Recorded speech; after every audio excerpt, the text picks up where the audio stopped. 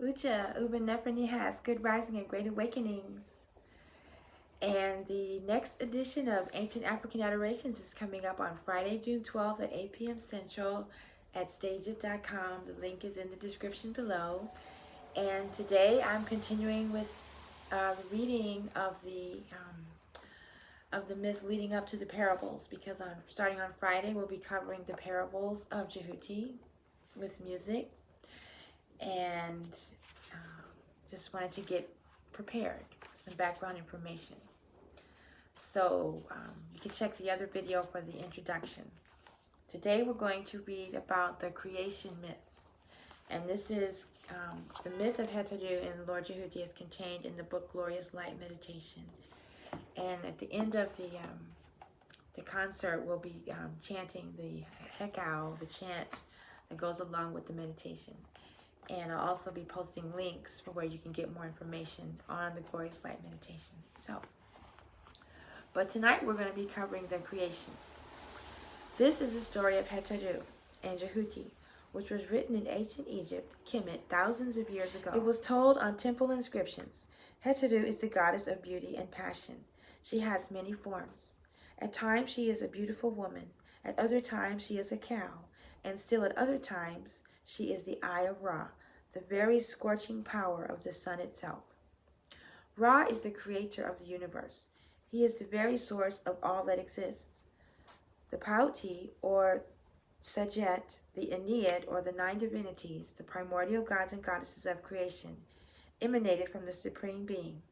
Ra, or Ra-Tim, arose out of the Nu, the primeval waters, the hidden essence, and began sailing the boat of millions of years, which included the Neteru. The Neteru of the Djehuty are Ra-Atum, Shu, Tefnut, Geb, Nut, Asar, Aset, Set, and Nebutet. HetHeru, Djehuty, and Ma'at came into existence at the instant of creation. Ra created human beings, and he ruled the earth for thousands of years. A time came when human beings began to feel arrogant and egoistic.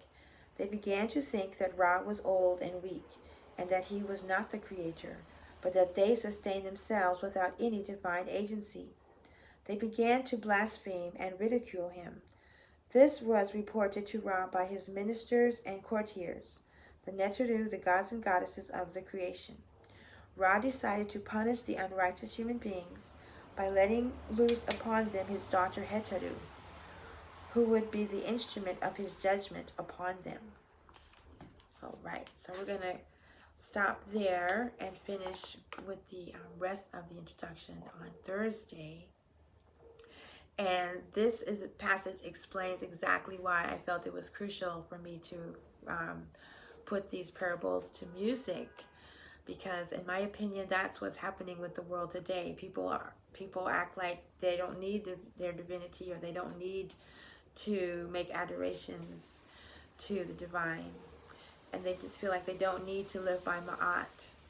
And I feel, or I sense, that the time and space solutions to our problems are not real solutions. They're just temporary bandages. People have been protesting and marching for hundreds of years and dying for hundreds of years.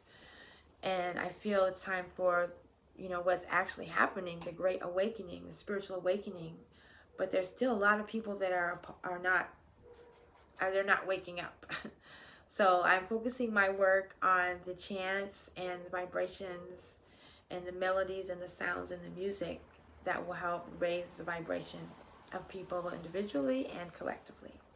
So I look forward to seeing you on Friday, June 12th at 8 p.m. Central on stageit.com. And Ancient African Adorations is every second and every fourth Friday of the month. It's not every other Friday. It's every second and every fourth Friday. So I'll see you Friday, June 12th at 8 p.m. Central. HetHeru.